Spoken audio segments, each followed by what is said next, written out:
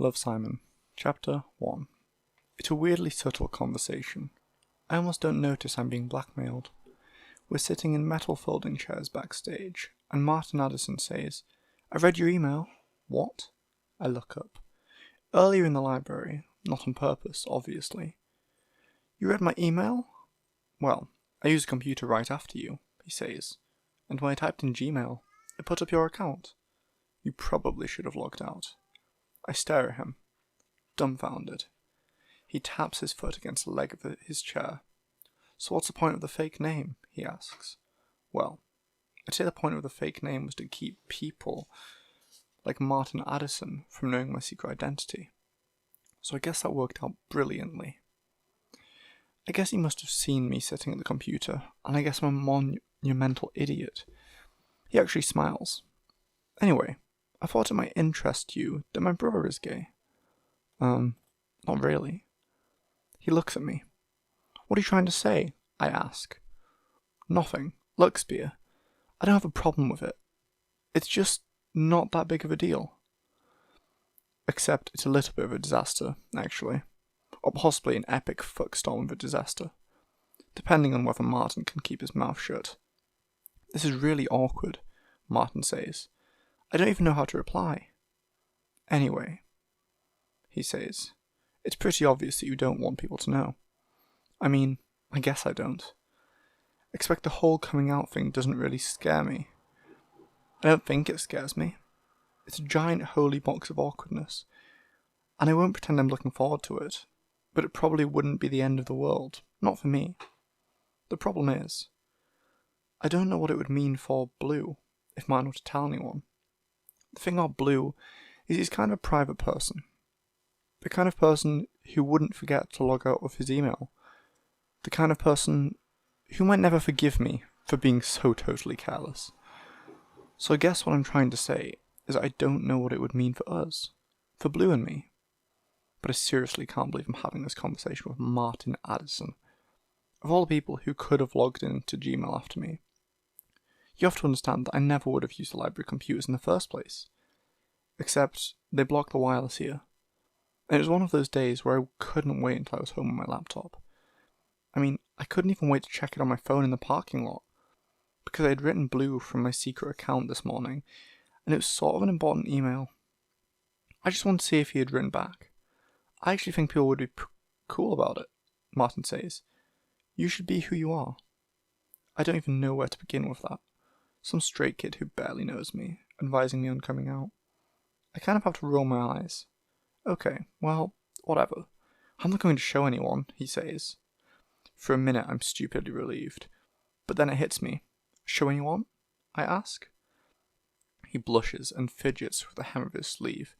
Something about his expression makes my stomach clench. Did you take a screenshot or something? Well, he says, I wanted to talk to you about that. Sorry, you took a fucking screenshot? He purses his lips together and stares over my shoulder. Anyway, he says, I know you're friends with Abby Suso, so I want to ask. Seriously? Or maybe we could go back to you telling me why you took a screenshot of my emails? He pauses. I mean, I guess I'm wondering if you want to help me talk to Abby. I almost laugh. So what?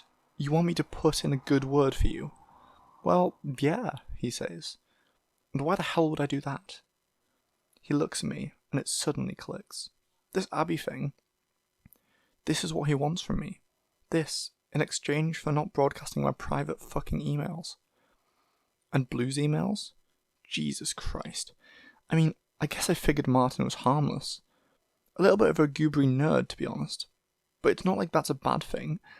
And I've always thought he was kind of hilarious. Except, I'm not laughing now.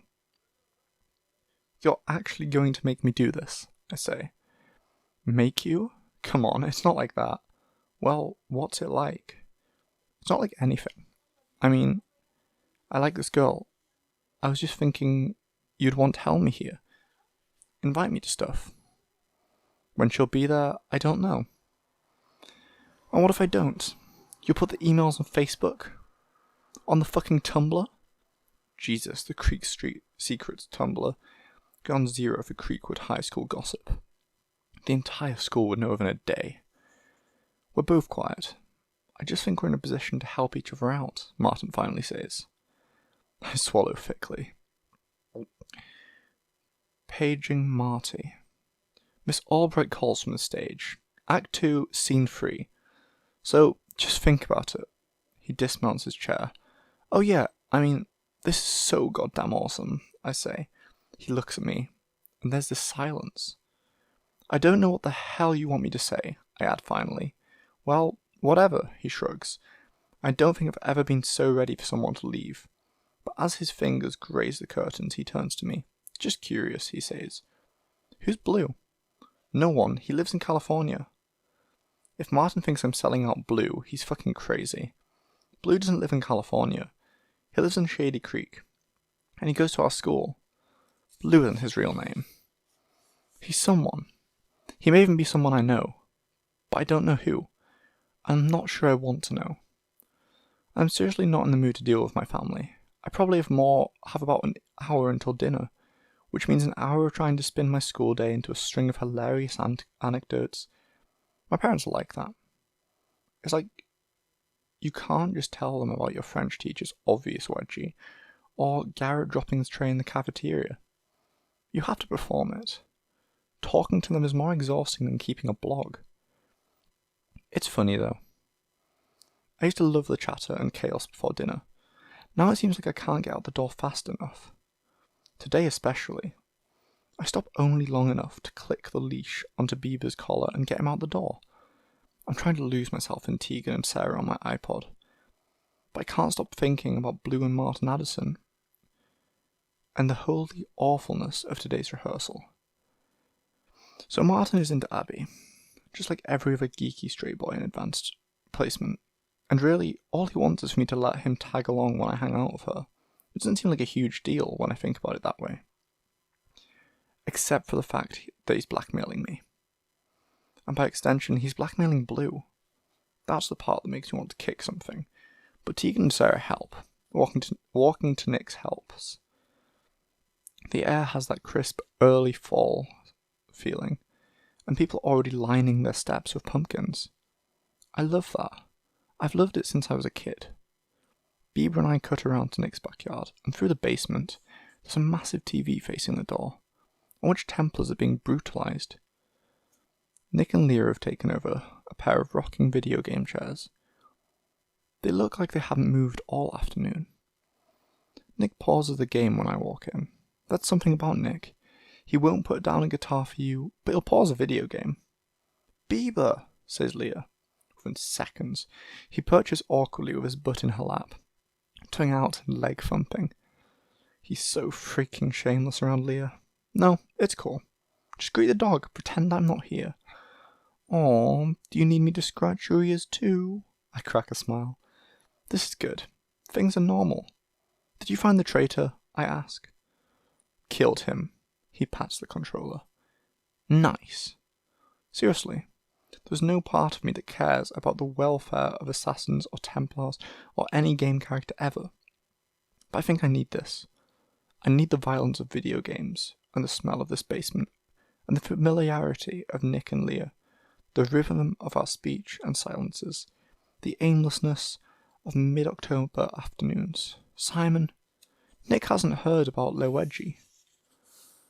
Oh, Le Wedgie, c'est une histoire touchante? English, please, says Nick. Or pantomime, Leah says.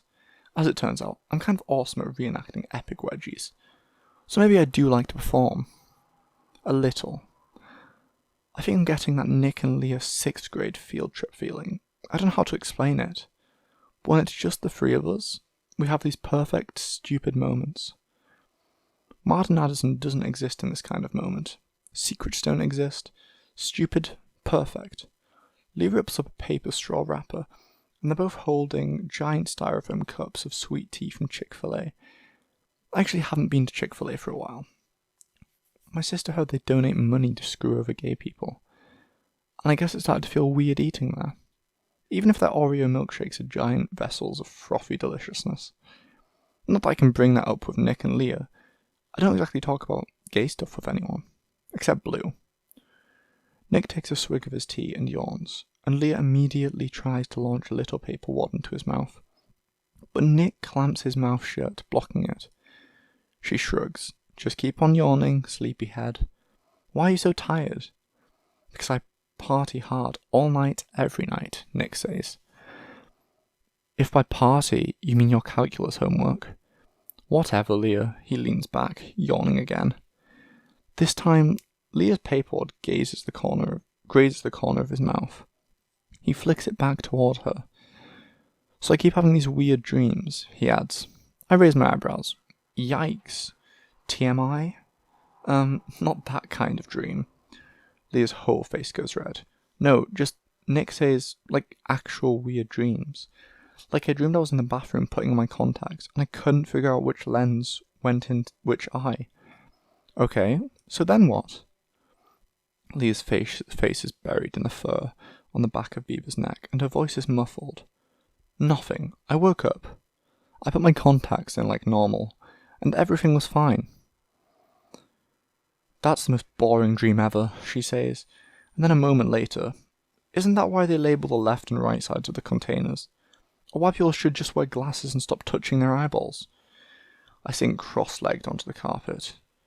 Beaver slides out of Leah's lap to wander towards me. And because your glasses make you look like Harry Potter, right, Simon? One time. I said it once. Well, I think my unconscious is trying to tell me something. Nick can be pretty single-minded when he's feeling intellectual. Obviously, the theme of the dream is vision. What am I not seeing? What are my blind spots? Your music collection, I suggest. Nick rocks backward in the video game chair and takes another swig of tea. Did you know Freud interpreted his own dreams when he was developing his theory? And he believed that all dreams are a form of unconscious, with wish fulfillment. Leah and I look at each other, and I can tell we're thinking the same thing. It doesn't matter that he's quite possibly talking complete bullshit, because Nick is a little bit irresistible when he's in one of his philosophical moods. Of course, I have a strict policy of not falling for straight guys. At least, not confirmed straight guys. Anyway, I have a policy of not falling for Nick, but Leah has fallen, and it's caused all kinds of problems. Especially now that Abby's in the picture. At first, I didn't understand why Leah hated Abby, and asking about it directly got me nowhere. Oh, she's the best. I mean, she's a cheerleader, and she's so cute and skinny. Doesn't that just make her so amazing? You have to understand that no one has mastered the art of deadpan delivery like Leah. But eventually I noticed Nick switching seats with Brown Greenfield at lunch. Calculated switching, designed to maximize his odds of sitting near Abby. And then, the eyes. The famous Nick Eisner, lingering, lovesick eyes. We've been down that vomit-inducing road before with Amy Everett at the end of freshman year. Though I have to admit, there's something fascinating about Nick's nervous intensity. When he likes someone, when Leah sees that look pass across Nick's face, she just shuts down. Which means there's actually one good reason for being Martin Addison's wingman matchmaker bitch. If Martin and Abby hook up, maybe the Nick problem will just go away. Then, Leah can chill the heck out, and equilibrium will be restored. So it's not just about me and my secrets. It's hardly about me at all.